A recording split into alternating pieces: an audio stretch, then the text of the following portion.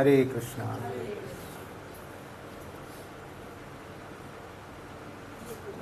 आप सभी भक्तों का स्वागत है आज के इस साप्ताहिक कार्यक्रम में। तो हम मंगलाचरण से शुरू करेंगे और आज का विषय हमारा क्या है, पता है क्या विषय है? Srila Prabhupada a saint. श्रील प्रभुपाद के बारे में हम लोग चर्चा करेंगे। कितने लोग जानते हैं श्रील प्रभुपाद? कितने लोग नहीं जानते हैं श्रील प्रभुपाद? और कुछ लोग हैं कि हम जाने या ना जाने क्या फर्क पड़ता है। श्रील प्रभुपाद इधर है। श्रील प्रभुपाद ये, इनके बारे में आज जानेंगे। जानना है, सुनना है इनके बारे में? क्यों सुनना है? हाँ हाँ, क्यों जाने ना ये जो सुनते हो जानते पड़े। Very good. हाँ, हिंदी अपनी बुझते पारें किंतु हाँ, तो आमिও ওই রকম, আমিও বাংলা বুঝতে পারি, বলতে পারি না ভালো। কিন্তু বাঙালি তো আপনার দেশের लोग। एनीवे, तो अभी मंगलाचरण करेंगे, फिर हम प्रभुपाद के बारे में सुनेंगे। ओम अज्ञानतिमिरन्धस्य ज्ञानाञ्जनशलाकया चक्षुर्मिलितं येन तस्मै श्रीगुरवे नमः। श्रीचैतन्यमनोभीष्टं स्थापितं येन भूतले स्वयं रूपः कदा मह्यं ददाति स्वपदान्तिकं। वन्देऽहं श्रीगुरो श्रीयुतपदकमलं श्रीगुरुन् वैष्णवांश्च श्रीरूपं साग्रजातं सहगण रघुनाथान्वितं तं सजीवं साद्वैतं सावधूतं परिजनसहितं कृष्णचैतन्यदेवं श्रीराधाकृष्णपादान् सहगण ललिता श्रीविशाखान्वितांश्च। हे कृष्ण करुणा सिन्धु दीनबन्धु जगत्पते गोपेश गोपिकान्त राधाकान्त नमोऽस्तुते। तप्तकाञ्चन गौराङ्गी राधे वृन्दावनेश्वरी वृषभानुसुते देवी प्रणमामि हरिप्रिये। वाञ्छाकल्पतरुभ्यश्च कृपा सिन्धुभ्येव च पतितानां पावनेभ्यो वैष्णवेभ्यो नमो नमः। जय श्री कृष्ण चैतन्य प्रभु नित्यानंद श्री अद्वैत गदाधर शिवासादि गौरभक्तवृंद। हरे कृष्णा कृष्णा कृष्ण हरे हरे, हरे राम राम राम हरे हरे। नमो विष्णुपादाय कृष्णपृष्ठाय भूतले श्रीमते भक्तिवेदांत स्वामिनिति नामिने। नमस्ते सारस्वते देवे गौरवाणी प्रचारिणे निर्विशेष शून्यवादी पाश्चात्य देशतारिणे। मुखं करोति वाचालं पंगुं लंघयते गिरिं यत्कृपातमहं वन्दे श्रीगुरो दिनतारिणं परमानन्दं माधवं श्रीचैतन्यईश्वरम्।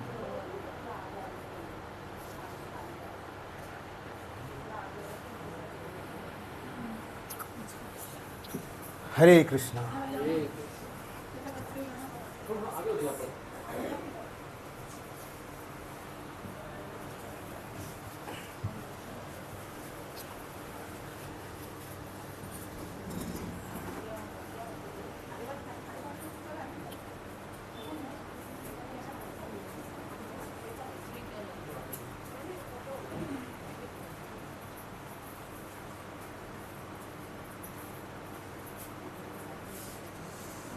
तो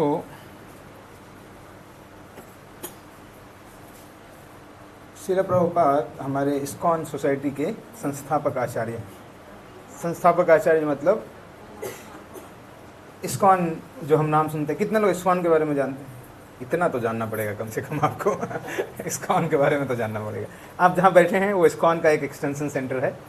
तो श्रील प्रभुपाद इस सोसाइटी के international society for Krishna consciousness है ना, इस्कॉन का फुल फॉर्म है। इसके संस्थापक आचार्य हैं। उन्होंने स्थापना करी थी आज से लगभग 60 साल पहले, है ना, 1966 में। अगले साल या इसी साल अगस्त में पूरा हो जाएगा 60 साल।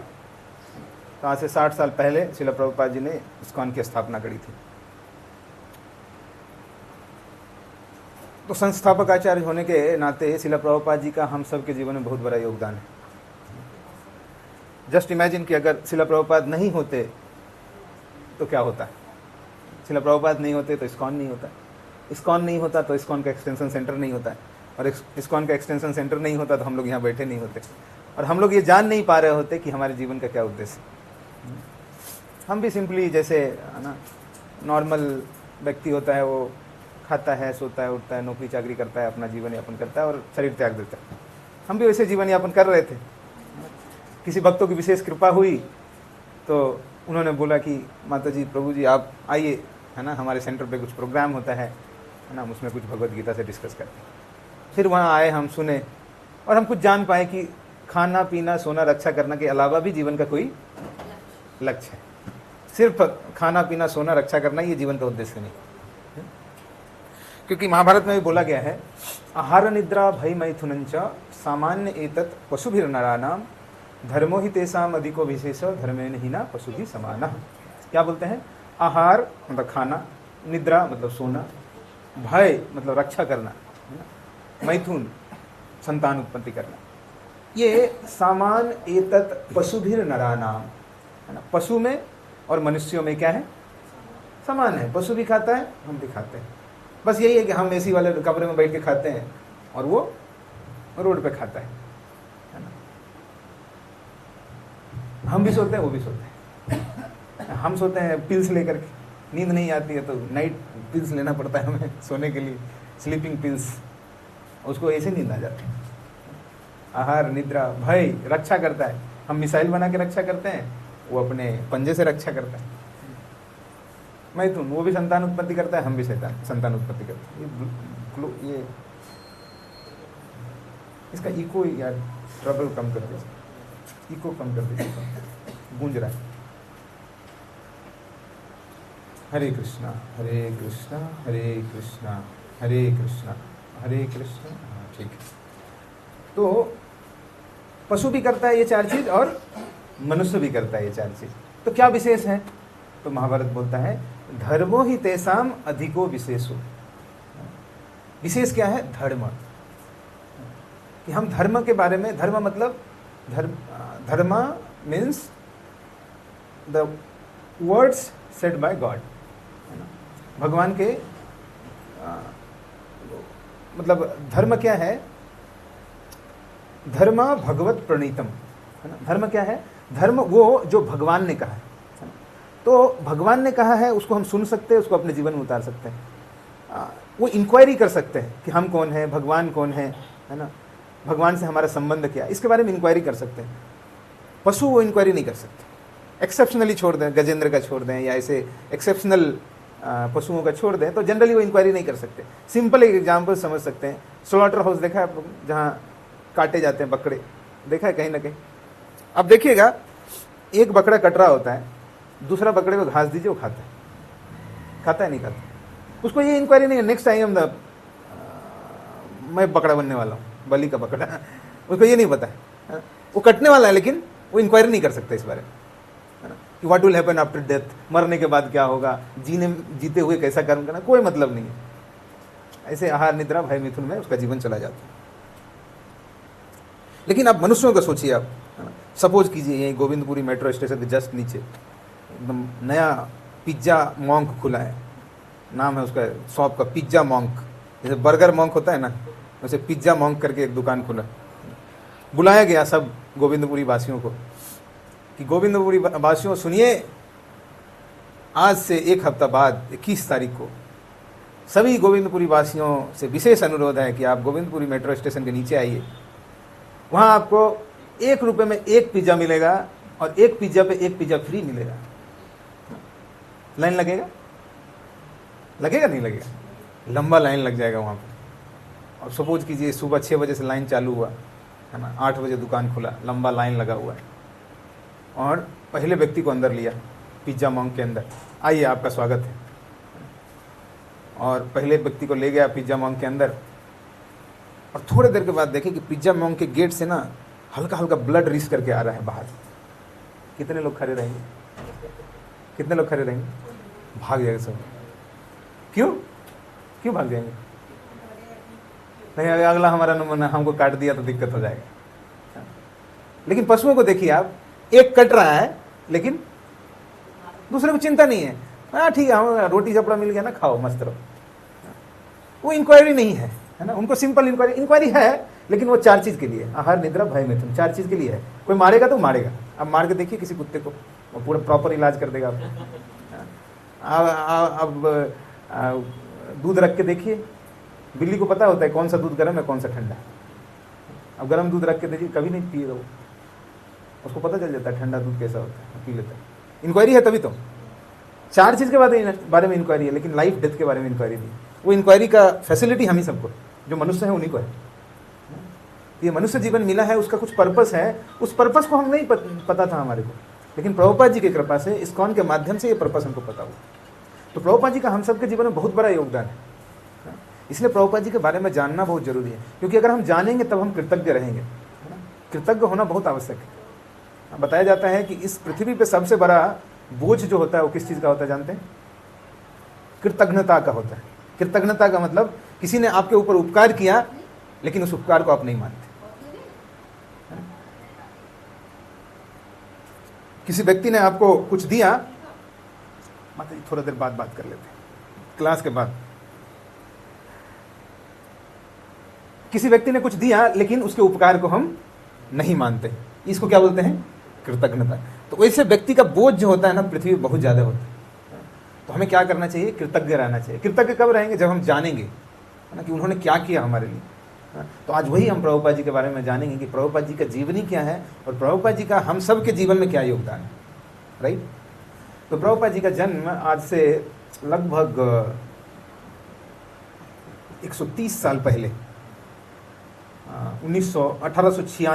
1896 में कलकत्ता में हुआ था। बुझन बंगाली कलकत्ता जाने ना? हाँ, अपना लोग तो कलकत्ता में उनका जन्म हुआ था। आज से कितना साल पहले? 130 साल पहले। तो प्रभुपाद जी का जन्म जब हुआ तो उस समय जन्माष्टमी का अगला दिन था, नंदोत्सव। नंदोत्सव समझते क्या होता है? जन्माष्टमी जब होता है उसका अगला दिन जो होता है, नंद बाबा क्या करते हैं? उत्सव करते हैं कि कृष्ण आए हैं। उसी दिन प्रभुपाद जी का जन्म, जन्माष्टमी के अगले दिन।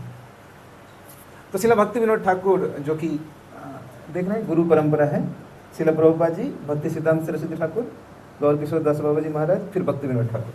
भक्ति विनोद ठाकुर जो है उसी साल में 1896 में ही प्रेडिक्शन किए थे कि कोई ऐसा व्यक्ति आएगा जो कि पूरे विश्व में हरिनाम का प्रचार करेगा और अलग अलग देशों से लोग आएंगे और मायापुर धाम में आकर के वो भगवान के नाम का कीर्तन करेंगे और नृत्य करेंगे, सब लोग गले लग के एक दूसरे से। ऐसा करके वो प्रेडिक्शन किए थे और उसी साल प्रभुपाद जी का जन्म हुआ। और प्रभुपाद जी के बारे में और भी पहले बहुत प्रेडिक्शन है ना। आज से 500 साल चैतन्य महाप्रभु जब उस समय आए थे तो चैतन्य महाप्रभु ने कहा था, यदि पापी देश छाड़ी दूर देश जाए, मोर सेना पति भक्त जाइबे तथाए। क्या बोले थे? यदि पापी देश छाड़ी दूर देश जाए, यदि पापी व्यक्ति देश छोड़ करके दूर देश में जाएगा। पश्चात देश में जाते हैं आजकल, है ना, हम लोग गाते हैं बिलास कुंजे दियो बस, गाते हैं ना, तुलसी आरती में गाते हैं ना, बिलास कुंजे दियो बस। लोग क्या गाते हैं? विदेश कुंजे दियो बस कि विदेश दीजिए हमको, है ना। शुरुआत से पढ़ाई करते हैं और पढ़ करके अल्टीमेट गोल क्या होता है? कोई विदेश का कॉलेज मिल जाए, फिर तो हमारा लाइफ झिंगा लगा हो जाए, बोलते हैं। तो अगर लोग देश छोड़ के विदेश जाएगा तो चैतन्य महाप्रभु ने क्या बोला था? मोर सेनापति भक्त जाइबे तथा, मेरा सेनापति भक्त वहां जाकर के उसका उद्धार करे। कौन किया? वो शिला प्रभुपाद ने किया। शिला प्रभुपाद 70 वर्ष की आयु में वहां गए। तो चैतन्य महाप्रभु का प्रेडिक्शन, भक्ति विनोद ठाकुर के प्रेडिक्शन की वजह से शिला प्रभुपाद जो है 1896 में, है ना, कलकत्ता की भूमि पर आगमन करते हैं और बहुत ही सुंदर से उनका लालन पालन होता है, बहुत अच्छे वैष्णव परिवार में, है ना। उनके पिताजी का नाम था गौर मोहन डे, वो व्यापारी थे, कपड़े के व्यापारी थे। और शिला प्रभुपाद का बचपन बहुत ही अच्छा से बीता और वहीं कलकत्ता में ही शिक्षा वगैरह प्राप्त की और शिक्षा प्राप्त कर लगभग 26 वर्ष की आयु में उनके एक मित्र थे, उनका नाम था नरेन, है ना। तो नरेन दत्त जो थे वो उनको बताएं कि एक साधु है, बहुत अच्छे साधु हैं, आप उनके पास चलिए, उनसे मिलना है। तो शिला प्रभुपाद, उनका नाम था अभय चरण डे, है ना। तो अभय चरण डे जो शिला प्रभुपाद थे वो बोले कि नहीं, मेरे घर पे तो ऐसे ही साधु आते रहते, मैंने बहुत साधुओं को देखा है, क्या मिलना है साधु से, और प्रभुपाद जी को साधु पे उतना भरोसा नहीं होता था। क्यों नहीं होता था? कारण था कि साधु आते थे, उनके पिताजी उनको सेवा करते थे और वही साधु बाहर जाके बीड़ी पीता था। तो बोलते थे कैसा साधु है सब। बोलते थे नहीं मुझे साधुओं पे भरोसा नहीं उतना, मैं नहीं जाऊँगा। लेकिन नरेंद्र दत्त उनको बोले कि नहीं ये साधु अलग है, आप चलिए। प्रभुपाद जी को किसी तरह लेकर के भक्ति सिद्धांत सरस्वती ठाकुर के पास पहुँचे।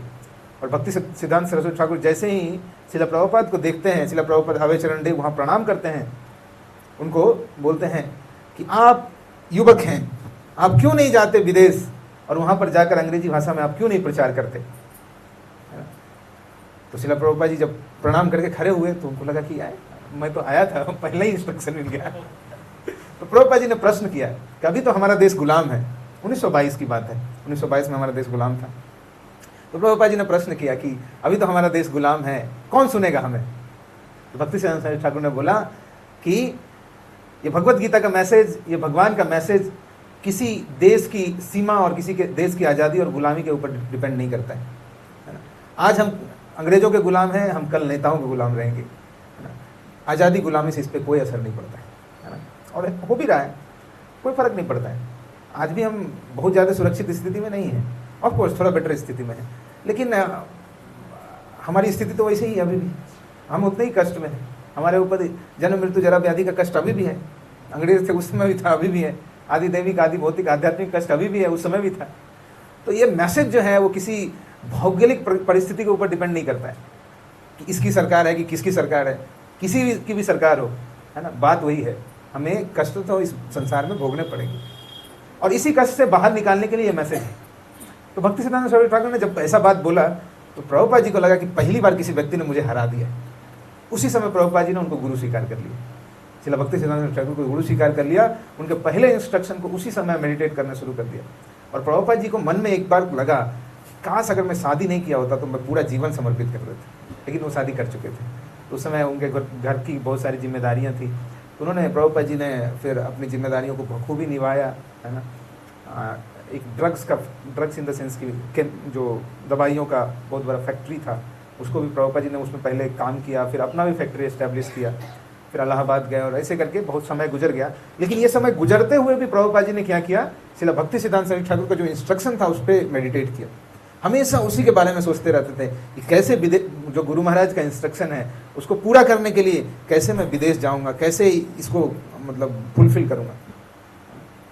तो हमेशा इस बात का चिंतन करते रहते थे, उस पर विचार करते रहते थे। और जब कभी उनको मौका मिलता था, चाहे वो इलाहाबाद हो, चाहे झांसी हो या कहीं पे भी हो, प्रभुपाद जी क्या करते थे, भक्तों का मदद करते थे, भक्तों के संग में रह करके ये जो कृष्ण भावना अमृत का संदेश है उसको फैलाने का प्रयास करते थे। लेकिन उनके मन में वो इंस्ट्रक्शन हमेशा चलता रहता था कि एक दिन विदेश जा करके क्या करना है, पूरे विश्व में इस हरि नाम का प्रचार करना है। तो ऐसे करके प्रभुपाद जी के बारे में एक बहुत अच्छे भक्त थे, वो बताते हैं कि कैसे प्रभुपाद जी जो हैं अपने गुरु के इंस्ट्रक्शन को फॉलो करने के लिए या गुरु के जो दिए गए आदेश थे उसको पूरा करने के लिए प्रभुपाद जी ने बहुत सिंसियरली काम किया, क्योंकि सिंसियरिटी बहुत ज़रूरी है। किसी भी कार्य को करने के लिए अगर हम सिंसियर नहीं हैं तो उसमें सफलता नहीं मिलेगी। जैसे कोई स्टूडेंट है, उसको सिंसियरली पढ़ना पड़ेगा, अगर सिंसियरली पढ़ेगा तभी उसको सक्सेस मिलेगा। लाइकवाइज कोई भी एक्टिविटी हो, है ना, जैसे हम भक्ति ही करते हैं, तो भक्ति में सिंसियरिटी बहुत ज़रूरी है। तो प्रभुपाद जी के जीवन से देखते हैं कि शिला भक्ति सिद्धांत सरस्वती ठाकुर ने उनको जो इंस्ट्रक्शन दिया था कि विदेश में जाकर के अंग्रेजी भाषा में प्रचार करना है, पूरे विश्व में कृष्ण भावना अमृत का प्रचार करना है, उसको पूरा करने के लिए प्रभुपाद जी ने शुरुआत से ही बहुत सिंसियर थे। तो एक बार 1975 में एक व्यक्ति आए सिद्धाम मायापुर में, वो एक कहानी सुनाए शिला प्रभुपाद जी के बारे में कि कैसे शिला प्रभुपाद जी विदेश जाने से पहले बहुत ही विनम्र रहते थे और विनम्रता से ही सभी वैष्णवों का बहुत आशीर्वाद लेते थे। और प्रभुपाद जी इतने विनम्र थे, इतना कुछ करने के बाद प्रभुपाद जी ने लगभग 11 साल में 108 मंदिर बना दिए थे पूरे विश्व में। और इतना सब कुछ करने के बाद भी अगर प्रभुपाद जी को कोई क्रेडिट देता था, प्रभुपाद जी उस क्रेडिट को नहीं लेते थे। क्या बोलते थे, ये सब संभव हो पाया है मेरे गुरु महाराज की कृपा से। अगर मैं कुछ किया हूँ तो मैंने उनके इंस्ट्रक्शन को फॉलो किया, बस दिस इज़ माई क्वालिफिकेशन। तो वो जो व्यक्ति थे वो 1975 में सिद्धाम मायापुर में आए और वो एक कहानी सुनाते हैं शिला प्रभुपाद जी के बारे में तो बताते हैं कि 1940-50 के समय में श्रील प्रभुपाद जो उस समय अभय चरण डे थे, या उनका दीक्षा हो गया था, उनका नाम था अभय चरणारविंद दास। तो अभय चरणारविंद दास जो श्रील प्रभुपाद थे, वो एक जगह है, उसका नाम है शांतिपुर। शांतिपुर में अद्वैत आचार्य का घर है। अद्वैत आचार्य जानते हैं कौन है? कितने लोग जानते हैं अद्वैत आचार्य? नहीं जानते। पंचतत्व है, इस तरफ पंचतत्व है, राइट, इधर भी पंचतत्व है। बड़े बड़े स्क्रीन पर देखिए आप, बीच में चैतन्य महाप्रभु है, पीले पीले ड्रेस में जो ऐसे करके खड़े हैं, वो कौन है? चैतन्य महाप्रभु। उनके बगल में ब्लू ड्रेस में है, उनका क्या नाम है? नित्यानंद प्रभु। उनके बगल में व्हाइट ड्रेस में है, जिनकी दाढ़ी है, उनका नाम क्या है? अद्वैत आचार्य, है ना। फिर उनके बगल में इधर जो मरून कलर के ड्रेस में है, वो कौन है? गदाधर पंडित। और उनके बगल में व्हाइट ड्रेस में जो है, उनका नाम है श्रीवास पंडित। तो ये चैतन्य महाप्रभु हैं, है ना। चैतन्य महाप्रभु आज से 500 साल पहले आए थे। वो अपने चैतन्य महाप्रभु कौन है? भगवान श्री कृष्ण है स्वयं, है ना। और नित्यानंद प्रभु कौन है? बलराम जी, है ना। और अद्वैत आचार्य कौन है? महाविष्णु और सदाशिव के अवतार। तो वो अद्वैताचार्य का घर है वहाँ पे शांतिपुर में। तो बताते हैं कि 1940 और 50 के बीच में वहाँ पे एक गृहस्थ भक्त आया करते थे, वाइट कलर का धोती कुर्ता पहने हुए, खादी का। वो आते थे और उस मंदिर के पीछे वाले प्रांगण में बैठ करके और पूरे दिन क्या करते थे? जप करते थे। और जब शाम हो जाता था तो शाम में फिर पुजारी को धन्यवाद करते थे और वो चले जाते थे। और बहुत सिंसेरिटी से वहाँ जप करते रहते थे, जप करते रहते थे। एक दिन आए, 2 दिन आए, मतलब रेगुलरली महीनों तक वो आते रहे वहाँ पे। वहाँ आते थे, दिन भर बैठ करके भगवान नाम का जप करते थे और वो पुजारी को धन्यवाद करके चले जाते थे। एक दिन उनका आना बंद हो गया। तो उस पुजारी को लगा कि इतना दिन से वो व्यक्ति आ रहा है, मैंने उससे पूछा भी नहीं कि उसका नाम क्या है। क्यों नहीं पूछे? क्योंकि वो उनको डिस्टर्ब नहीं करना चाहते थे, क्योंकि वो जप कर रहे होते थे बहुत सिंसियरली। तो बोलते थे ये व्यक्ति भजन कर रहा है, क्या इसको डिस्टर्ब करना है। तो वो फिर आना बंद हो गया एकाएक से। फिर बरसों बाद, लगभग 10-15 साल के बाद, वही व्यक्ति जो व्हाइट धोती कुर्ता में आता था, वो एक सन्यासी के रूप में आते हैं। और जैसे वो पुजारी उस सन्यासी को देखते हैं, उनको समझ में आ जाता है कि यही वो व्यक्ति।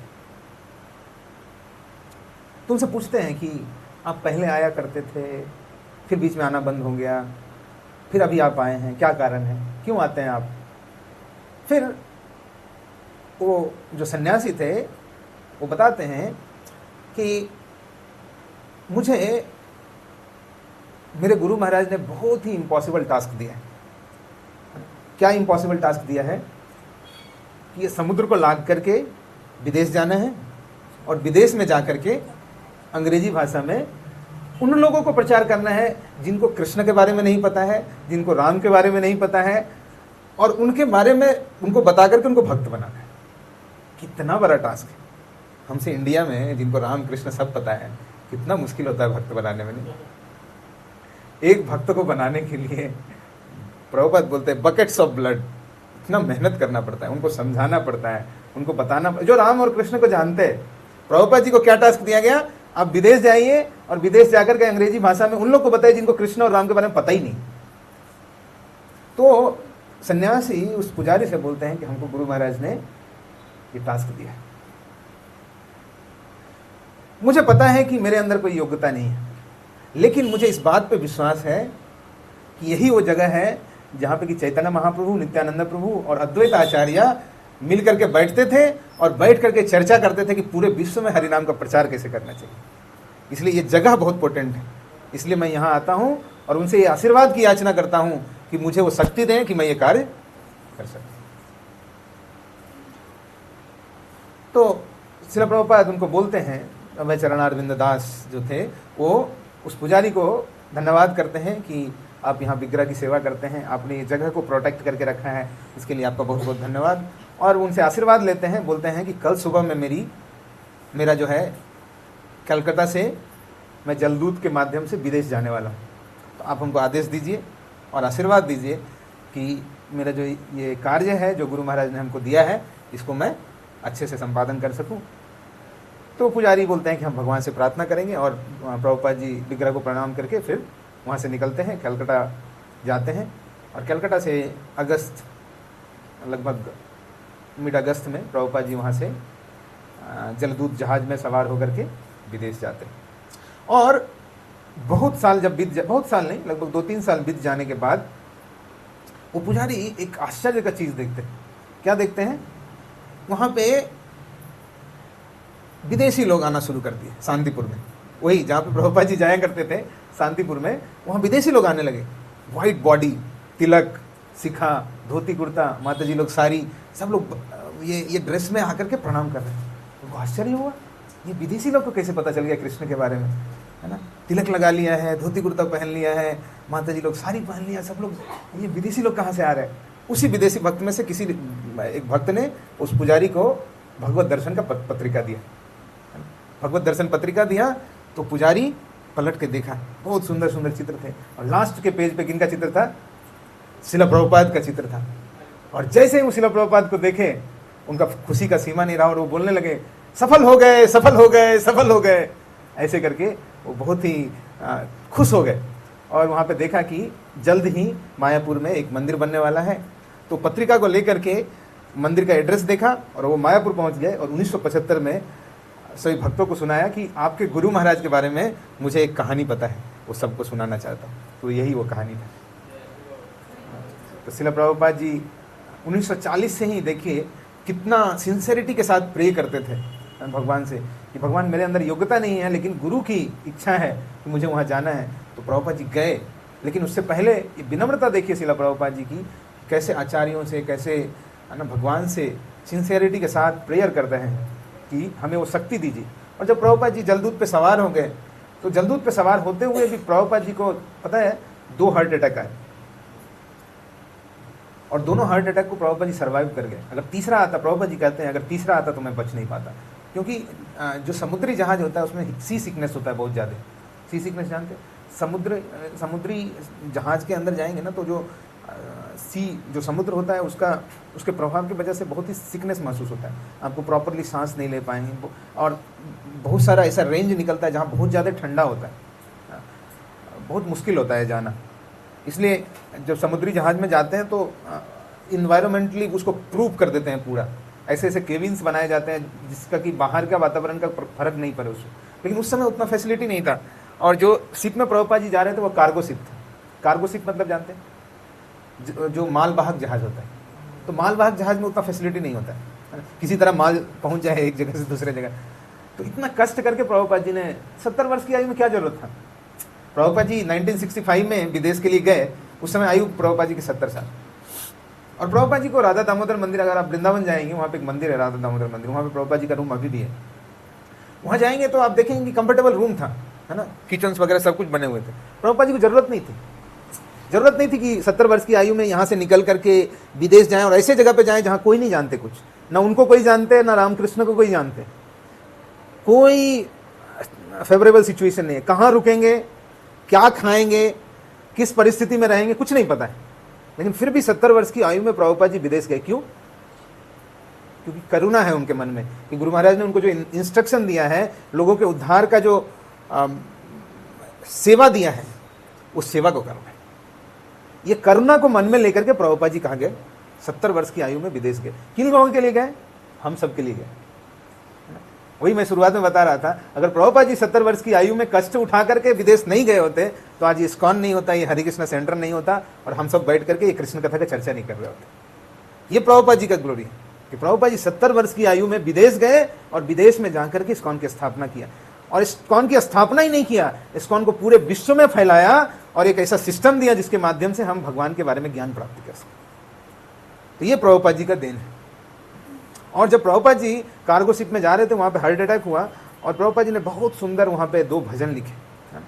और भजन में प्रभुपाद जी भगवान से प्रार्थना करते हैं कि मेरी कोई योग्यता नहीं है ना, कि मैं ऐसे जगह पे जा रहा हूँ जहाँ पे कि रजोगुण और तमोगुण का प्रभाव है, लोगों को भगवान के बारे में पता नहीं है, ना ही वो जानना चाहते हैं। अगर आपकी इच्छा होगी तभी उनको ये बात समझ में आएगा जो मैं समझाने जा रहा हूँ, मेरा कोई क्वालिफिकेशन नहीं। इसकी इतनी विनम्रता के साथ प्रभुपाद जी कार्गो शिप से उतरते हैं और उतर करके प्रभुपाद जी को पता नहीं है राइट जाना है कि लेफ्ट जाना है कुछ नहीं पता है। सिर्फ एक एड्रेस है जहाँ पे कि प्रभुपाद जी को वृंदावन में एक अग्रवाल फैमिली के व्यक्ति थे, उनके सुपुत्र जो थे वहाँ रहते थे, है ना, विदेश अमेरिका में रहते थे। उनका घर का एड्रेस मिला था कि वहाँ जाना है, वहाँ पे रहना है। तो वहाँ गए, उनके पुत्र का नाम था गोपाल अग्रवाल, उनकी पत्नी का नाम था शैली अग्रवाल। उनके घर पे गए और वहाँ पर जा कर के कुछ दिन रहे, और कुछ दिन रहे और उस स्थिति में रहे जहाँ पे कि एक वैष्णव रह नहीं सकता है। आप विश्वास नहीं करेंगे, एक फ्रिज में जहाँ पे प्रभुपाद जी के सब्जी रखे रहते थे, उसी फ्रिज में नॉन वेजिटेरियन आइटम्स रखे रहते थे, क्योंकि उन लोगों के लिए नॉर्मल है, विदेशों में तो नॉर्मल है ना। और फिर भी प्रभुपाद जी विचलित नहीं हुए, है ना, वहाँ पर रहे कुछ दिन तक, और उनको भी प्रसाद बना बना के खिलाते थे। कुछ दिन खिलाते खिलाते उनको आदत पड़ गई, बोले अब हम वो उल्टा सीधा चीज़ नहीं खाएंगे, हमको प्रसाद ही खिलाओ। अच्छा, प्रभुपाद जी जाने लगे तो शैली अग्रवाल जो उनकी वाइफ थी गोपाल अग्रवाल, वो इमोशनल हो गई कि अब प्रभुपाद जी जा रहे हैं। कुछ दिनों के बाद, क्योंकि वहाँ जहाँ शैली अग्रवाल और गोपाल अग्रवाल रहते थे वहाँ प्रचार करने का स्कोप ज़्यादा नहीं था, तो प्रभुपाद जी वहाँ से निकल करके कहीं दूसरे स्थान पर गए, उसका नाम था बाउरी स्ट्रीट, और वहाँ पर जाके जो है प्रभुपाद जी ने प्रचार कार्य शुरू किया। और बहुत से थोड़े समय में, लगभग 11 साल के छोटे से अवधि में, प्रभुपाद जी ने पूरे विश्व में 108 मंदिरों की स्थापना की, है ना, और हजारों लाखों जो है ग्रंथ बंटवाए, है ना। क्योंकि प्रभुपाद जी को इंस्ट्रक्शन था उनके गुरु महाराज की, जब आपको कुछ धन प्राप्त होता है तो उससे क्या कीजिए, ग्रंथों की रचना कीजिए, उसको प्रकाशित कीजिए और उसको बंटवाइए। तो प्रभुपाद जी ने वही किया। प्रभुपाद जी ने रात रात भर जग करके, प्रभुपाद जी का रूटीन ऐसा था, 8 बजे रेस्ट करते थे प्रभुपाद जी, 11 बजे जग जाते थे, और 11 बजे से जग करके 4 बजे तक लिखते थे, 3 घंटा सोते थे बस। तो प्रभुपाद जी बोलते हैं कि जो ये ग्रंथ हैं जो प्रभुपाद जी ने हमें दिए हैं, प्रभुपाद जी ने रात का नींद को खराब करके ये ग्रंथ लिखे। तो इन सब ग्रंथों को पढ़ना चाहिए। जब हम ग्रंथों को पढ़ते हैं तो हम बेसिकली जान पाते हैं कि, है ना, भगवान हमसे क्या चाहते हैं, हमारे जीवन का उद्देश्य क्या है ना, कैसे हम इस भवसागर में जन्म जन्मांतर फंसे हुए हैं, कैसे इस भावसागर से हम मुक्त हो सकते हैं। ये हमारे रहने का जगह नहीं है, हमारे असली माता पिता कौन है। हम चाहकर भी इस संसार में कष्ट नहीं पाना चाहते, फिर भी हमें कष्ट क्यों होता है। तो इन सब ज्ञान का जो है, ज्ञान की जो प्राप्ति है वो कैसे होगा, जब हम इन ग्रंथों को पढ़ेंगे। ये प्रभुपाद जी ने हम सबको दिया है, ये प्रभुपाद जी का योगदान है। नहीं तो शास्त्रों को, वेदों को पढ़ने का हमारे अंदर सामर्थ्य नहीं है। अगर कल को बोल दिया जाए जाइए आप वेद पढ़िए, शास्त्र पढ़िए, अपने जीवन का उद्देश्य पता कीजिए, कितने लोग कर पाएंगे? Very difficult. पहला बात तो संस्कृत नहीं आता है, और संस्कृत आता है तो उसका अर्थ समझना इतना डिफिकल्ट है। अर्थ समझ भी लिए तो उसका कंक्लूजन पे पहुंचना इतना आसान नहीं है। प्रभुपाद जी ने सारे वेदों का सार, सारे शास्त्रों का सार को उठा करके कैप्सूल के रूप में अपने ग्रंथों में डाल दिया। एक एक लाइन प्रभुपाद जी के ग्रंथों का हमारा जीवन परिवर्तित कर सकता है। छोटे छोटे ग्रंथ होते हैं, उससे हम शुरू कर सकते हैं। आप एक पेज पढ़ेंगे, एक पेज पढ़ने से किसी का जीवन बदल सकता है। ये प्रभुपाद जी के ग्रंथों की ताकत है। श्रील प्रभुपाद जी से किसी व्यक्ति ने पूछा कि क्या कारण है, इतना सक्सेस आपको कैसे मिला? प्रभुपाद जी ने बोला, इन ग्रंथों में इतना ताकत है वो किसी के भी जीवन को परिवर्तित कर सकता है। प्रभुपाद जी बोला करते थे कि what 5-10 minutes of your preaching will do. आपका 5-10 मिनट का प्रचार क्या करेगा? Simply push one book. आप एक ग्रंथ किसी को दीजिए, अगर वो ग्रंथ पढ़ लिया उसका जीवन परिवर्तित हो सकता है। हमारा 5-10 मिनट का प्रीचिंग कुछ नहीं करता, वो कान से सुनेगा, निकाल देगा। लेकिन प्रभुपाद जी का ग्रंथ अगर कोई पढ़ लिया, एक पेज पढ़ने मात्र से उसका जीवन परिवर्तित हो सकता है। इसलिए हम सबको समय निकाल करके ग्रंथ पढ़ना चाहिए।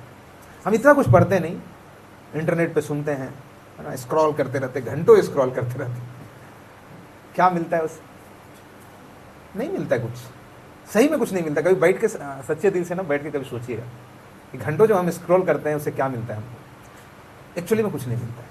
और कान के थ्रू हम अपने दिमाग में, हम अपने पूरे शरीर में कचरा भरते हैं। प्रभुपाद जी के ग्रंथ का समय निकाल करके 10-15 मिनट भी अध्ययन कर लिए, बहुत कुछ। प्रभुपाद जी इसलिए बोलते थे बुक्स आर द बेसिस, है ना। आधार क्या है हमारे संस्था का? आधार क्या है Prasad? Books are the basis. पूरा आधार जो हमारे आध्यात्मिक जीवन का टिका है वो ग्रंथों का टिका है, और उन ग्रंथों की रचना प्रभुपाद जी ने अपने रात के नींद को खराब करके किया है। 3-3 घंटे मात्र सोते थे प्रभुपाद जी, 5-5, 6-6 घंटे तक प्रभुपाद जी रात में क्या करते थे, सारे आचार्यों के टीका को रखते थे टेबल पे, उन सारे आचार्यों के टीका को एक साथ मिला करके कैप्सूल के रूप में अपने ग्रंथ में लिखते थे, और वही ग्रंथ हम सबको अवेलेबल है इजीली, तो उसको पढ़ना चाहिए।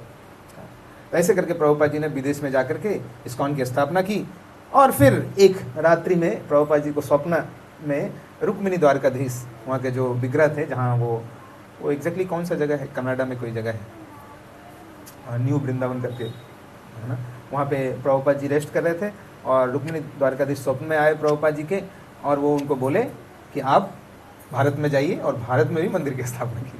फिर प्रभुपाद जी 1975 में इंडिया आए, और इंडिया आकर के फिर 1975-68 ऐसे कुछ 68 में ना 1968 में प्रभुपाद जी इंडिया आए, और इंडिया में मुख्यतः 3 मंदिर का स्थापना की, है ना, वृंदावन, मुंबई और मायापुर, और हैदराबाद में भी स्थापना किए थे। तो ऐसे करके प्रभुपाद जी इंडिया में भी इस्टेब्लिश किए मंदिर को, और फिर धीरे धीरे जब प्रभुपाद जी गए तो इंडिया में भी बहुत सारे मंदिर खुलने शुरू हो गए, है ना।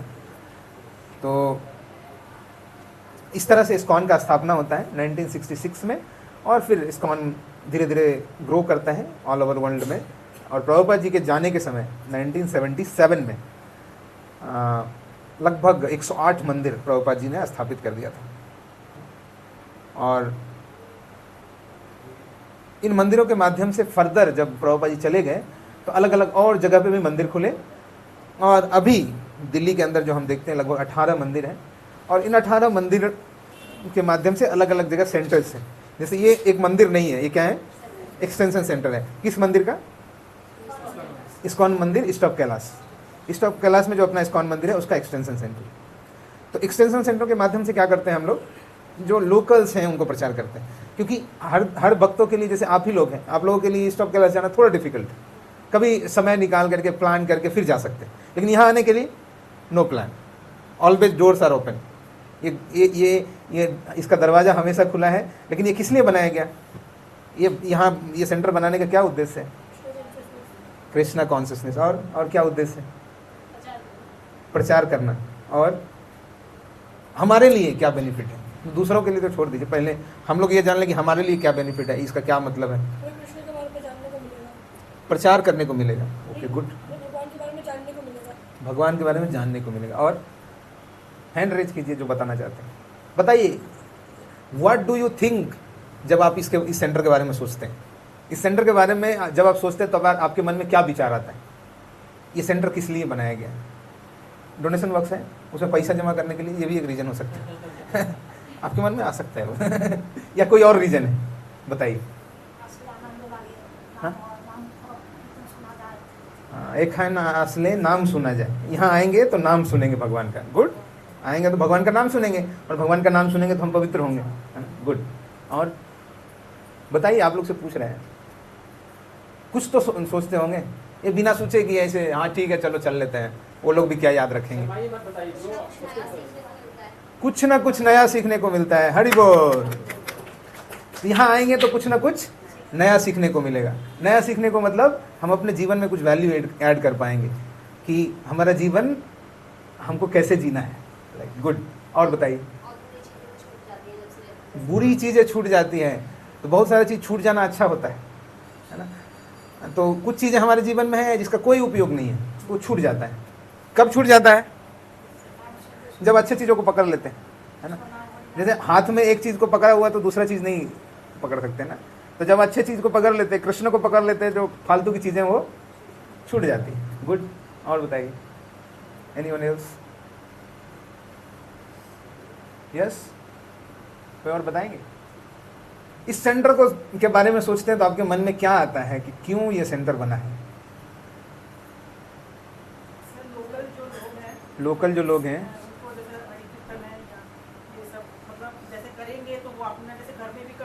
जैसे लेडीज का मैंने सुना है कि संडे को ही होता है तो रोज भी कर सकते हैं घर पे। तो आप बोल रहे थे सवाल करते हैं, वो नहीं करके थोड़ा 1 घंटा भगवान का नाम लेंगे अब मेरे दिमाग में जैसे आ रहा है कि हम स्क्रॉल ही करते रहते हैं, मेरे दिमाग में जैसे बैठे बैठे आपने बताया स्क्रॉल करके अब लग रहा है कि स्क्रॉल नहीं करेंगे, ये सब मोबाइल में अलग चीज़ भी लगा के सुन सकते हैं। मोबाइल में अलग चीज़ लगाए।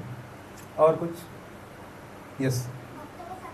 अरे बाबा कमाल कर दिया आपने तो। भक्तों का संग मिलता है। Yes, this is the main reason कि भक्तों का संग मिलता है, और भक्तों के संग के माध्यम से हमको क्या मिलता है? भक्ति मिलता है। तो भक्त का संग मिलेगा तो भक्ति मिलेगा, है ना। बोलते हैं कि भक्त संग मूल होए भक्ति रा आधार। क्या बोलते हैं कि भक्ति का आधार क्या है? भक्त का संग। तो ये सेंटर्स जो बनाए गए हैं वो हमें भक्त का संग देने के लिए बनाए गए हैं कि हम हफ्ते में एक बार आएं या डेली आएं, आकर के यहाँ भक्तों के संग में भक्ति करने का प्रयास करें। तो इस्कॉन मंदिर के माध्यम से एक्सटेंशन सेंटर इसलिए बनाए गए हैं कि हम यहाँ आकर के भक्ति के जो सिद्धांत हैं उसको सीख सकें, और सीख करके अपने जीवन में उतार सकें। हम जिस भी स्थिति में हैं, कुछ लोग गृहस्थ हैं, गृहस्थ होकर के करें, कुछ लोग ब्रह्मचारी हैं, ब्रह्मचारी होकर के करें, जहाँ पर भी हैं, जिस स्थिति में है भगवत भक्ति करें। गृह थाको बने थाको सदा हरि बोले डाको। घर में है, वन में है, कहीं पे भी हैं, भगवान के नाम का कीर्तन करें। तो ये छोटे छोटे सेंटर्स क्या हैं? ये टीचिंग सेंटर्स हैं जो हमको सिखाते हैं। इतने तो मंदिर थे, गोविंदपुरी में मंदिरों की कमी थी, एक और मंदिर खोल दिया, लेकिन ये मंदिर अलग है। बाकी मंदिरों में जाइए, घंटी बजाइए, प्रसाद लीजिए, निकलिए। ये मंदिर में सुनाएंगे, और सुनाएंगे, पूछेंगे भी, माला करते हैं? नहीं करते हैं, ये रहा माला, कीजिए ना थोड़ा। और फिर आगे भी पूछे, कर रहे हैं ना? बस एक माला कर लिया कीजिए, फिर बोलेंगे बढ़ाइए। कुल मिलाकर के हमें क्या करना है? भगवत भक्ति में सिंसियरिटी लाना है। ये प्रभुपाद जी का योगदान है हम लोग के जीवन। जैसा हम शुरुआत में ही बता रहे थे, अब जस्ट इमेजिन कीजिए अगर प्रभुपाद जी नहीं किए होते तो क्या हम जान पाते? हम जान ही नहीं पाते कि भगवत भक्ति क्या होता है, भक्त संग क्या होता है, हरिनाम क्या होता है, भगवान का धाम क्या होता है। कितने लोगों ने इस्कॉन में आने से पहले गोलोक वृंदावन सुना था? कोई नहीं सुना था। सुने थे आप इस्कॉन में आने से पहले? किधर?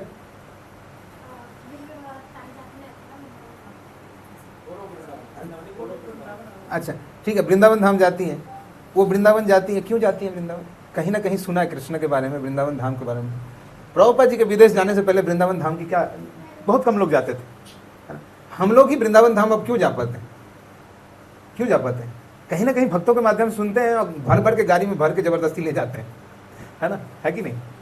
तो प्रभुपाद जी का बहुत बड़ा योगदान है ना। जब प्रभुपाद जी ने जब शरीर छोड़ा था, और जब प्रभुपाद जी को लोई बाजार से लेके जाया जा रहा था, हर एक दुकान बंद हो गया था, पता है? सब लोगों ने दुकान बंद कर लिया था। क्यों पता है? बोल रहे थे कि इनकी वजह से वृंदावन में हमारा दुकान चल रहा है। इवन महाराज अपने जब शरीर छोड़े थे तो बहुत सारे दुकान बंद हो गए थे उस दिन। बोल रहे थे कि महाराज की वजह से दिल्ली के सारे भक्त वृंदावन आते हैं तो हमारा दुकान चल पा रहा है। बेसिकली ऐसे बोलते हुए धामवासियों को बुरा ना लगे, रिकॉर्डिंग हो रहेगा। वृंदावन धाम अगर चल पा रहा है, या धाम तो धाम ही है, लेकिन इस्कॉन के भक्त लोग वहाँ जाते हैं तो इतना, और इस्कॉन के माध्यम से इतना प्रचार हो रहा है कि वहाँ पे भक्तों की संख्या बढ़ रही है।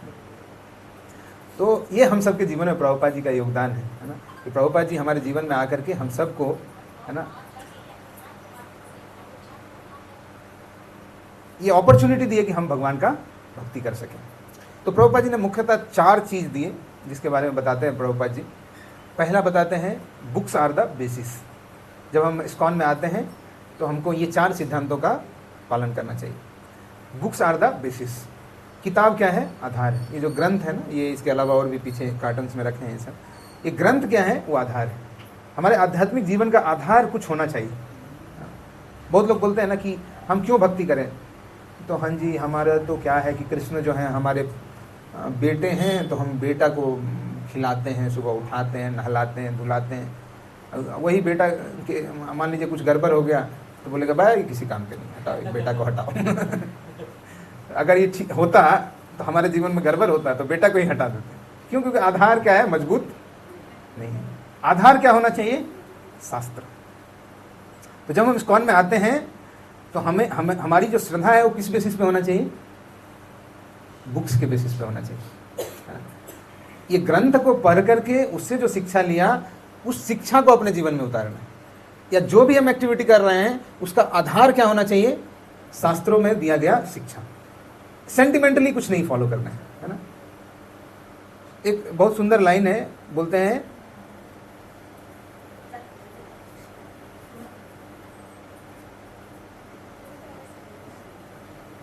Religion without philosophy is blind faith. Religion अगर फिलॉसफी के बिना है तो उसको बोलते हैं ब्लाइंड फेथ।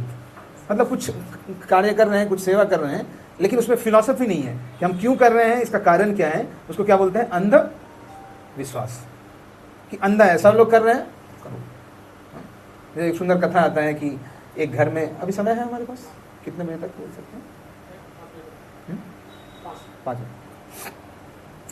एक गांव में एक बच्ची की शादी होने वाली थी, तो शादी में बहुत विघ्न आ रहा था, और विघ्न भी आ रहा था, और एक बिल्ली था, वो बहुत आवाज़ कर रहा था, म्याऊं म्याऊं म्याऊं म्याऊं म्याऊं, जहाँ जाओ म्याऊं म्याऊं म्याऊं म्याऊं। तो क्या किया, वो उस बिल्ली को पकड़ करके किसी एक दूर के खेत में जा करके उसको एक बर्तन के नीचे, जिसमें कि थोड़ा पोर्स वगैरह बने हुए थे, हवा जाने का रास्ता था, उसमें ढक करके उस खेत के अंदर छोड़ दिया। जैसे उस बिल्ली को वहाँ पे छोड़ा तो क्या हुआ, शादी बहुत अच्छे से संपन्न हो गई।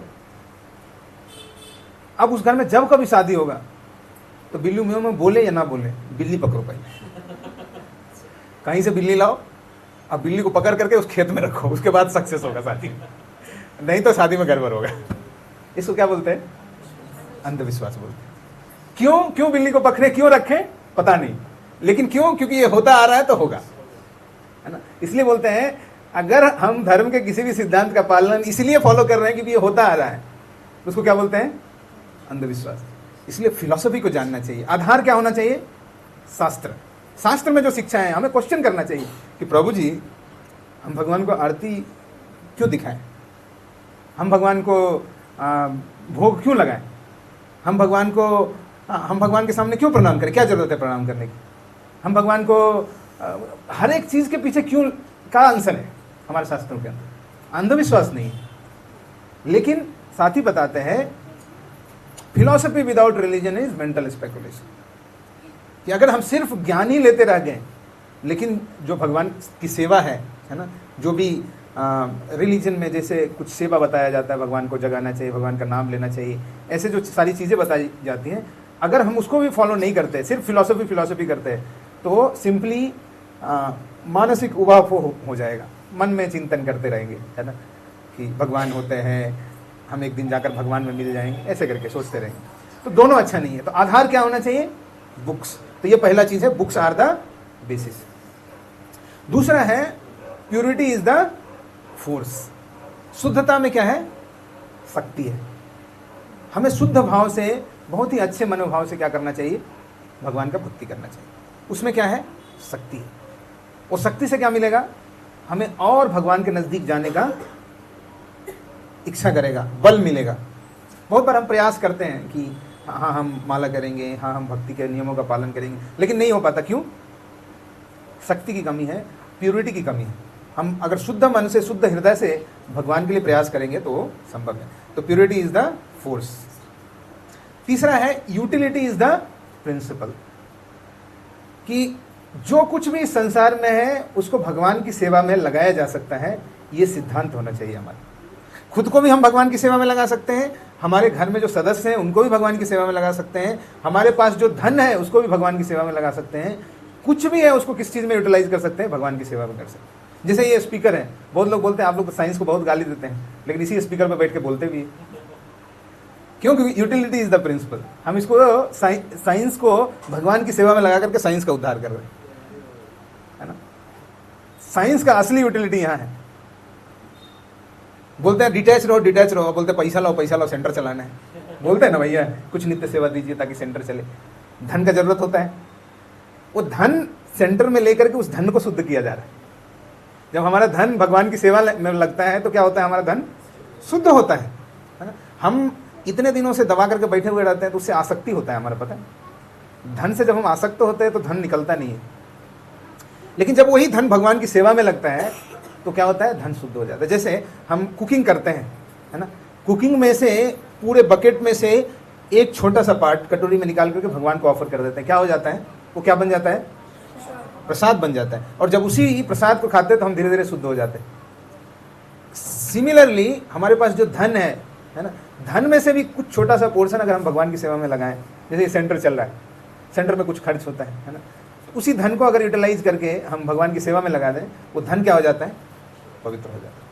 तो इस संसार में जो कुछ भी है, चाहे वो मोबाइल हो, चाहे मैट्स हैं, जो कुछ भी है, माइक है, स्पीकर है, लोग हैं, सबको हम भगवान की सेवा में लगा करके उसको क्या कर सकते हैं? शुद्ध कर सकते हैं। तो यूटिलिटी इज द प्रिंसिपल। कितना हो गया? 3 हो गया। बुक्स आर द बेसिस, और क्या है? Purity is the force, utility is the principle, और क्या है? प्रीचिंग इज द एसेंस, है ना। एसेंस क्या है? ये सब कार्य करने का कि भगवान नाम का प्रचार होना चाहिए। प्रचार किसको बोलते हैं? प्रचार। जो हम आचरण कर रहे हैं उसका प्रकृष्ट रूपेण, मतलब उसको बढ़ाना है। यही नहीं रखना है कि 20 के 20 ही रहे 5 साल तक, नहीं, इसको बढ़ाना है। क्यों बढ़ाना है? क्यों बढ़ाना है?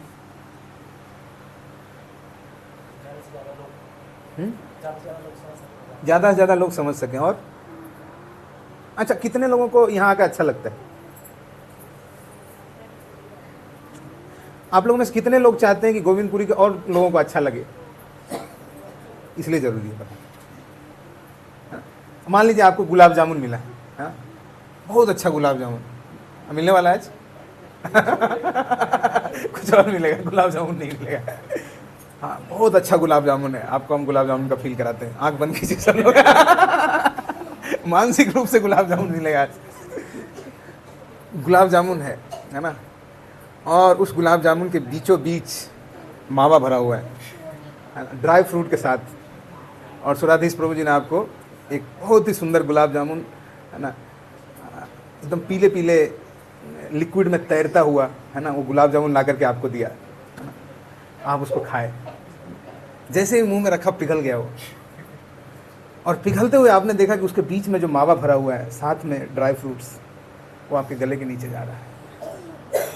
बहुत सुंदर अनुभूति हो रहा है। इस अनुभूति को आप अपने अंदर समेट के रखना चाहेंगे? नहीं, आप चाहेंगे ये गुलाब जामुन का टेस्ट और भी लोगों को मिले। जैसे ही हम जाते हैं किसी शॉप पे, कुछ अच्छा आइटम देखते हैं, उसको खाते हैं, तो खा करके लगता है ना कि पता है वो अग्रवाल स्वीट्स में ना रसमलाई बहुत अच्छा होता है। हम 10 लोगों को बताते हैं ना, क्यों बताते हैं? कि जो मुझे अच्छा लगे दूसरों को भी अच्छा लगना चाहिए। इसी तरह हम सबको संकल्प लेना चाहिए कि किसी ना किसी एक व्यक्ति को जरूर लेकर आएंगे। इतने लोग तो ला सकते हैं ना, एक व्यक्ति को तो ला सकते हैं। कितने लोग लेकर आएंगे अगले संडे को? कम से कम एक। हाँ, तो काम रहता है तो उनको बोलिए हाँ, तो क्या काम को लेकर के आइए इधर। उनको पहले से बता देना चाहिए, भैया देखो हफ्ता भर काम कर लो, रविवार को हमारे साथ चलना। तो कहने का मतलब है प्रीचिंग इज द एसेंस, है ना। प्रचार क्या है? सार। तो ऐसे करके ये 4 सिद्धांत जो है वो शिला प्रभुपाद जी ने दी। ये 4 सिद्धांतों को अपने जीवन में उतारना है और क्या करना है? अपना जीवन आगे बढ़ाना है। और जब इन 4 सिद्धांतों के बारे में हम सोचेंगे, है ना, सोचेंगे तो हमें अनुभव होगा कि प्रभुपाद जी का हमारे जीवन में क्या योगदान है। तो इसलिए हमें प्रभुपाद जी के जीवनी के बारे में पढ़ना चाहिए। तो ऐसे अनेक ग्रंथ हैं। जब आप इस्कॉन मंदिर जाएंगे तो वहाँ पे एक प्रभुपाद करके एक ग्रंथ है, प्रभुपाद नाम से, है ना। प्रभुपाद लीलामृत करके बहुत मोटा एक वॉल्यूम है, उसको भी पढ़ सकते हैं। तो उससे हम जान पाएंगे कि प्रभुपाद जी ने कितना कष्ट लेकर के हम सबको ये कृष्ण भक्ति का ज्ञान दिया। तो इसलिए प्रभुपाद जी के जीवनी के बारे में हम सबको पढ़ना चाहिए। और जब हम पढ़ेंगे तो हम प्रभुपाद जी के प्रति अधिक से अधिक कृतज्ञ होंगे। और इस कृतज्ञता के साथ अगर हम अपना भक्ति का जीवन बढ़ाएंगे तो बहुत ही आगे ईजिली हम भक्ति में प्रोग्रेस करेंगे।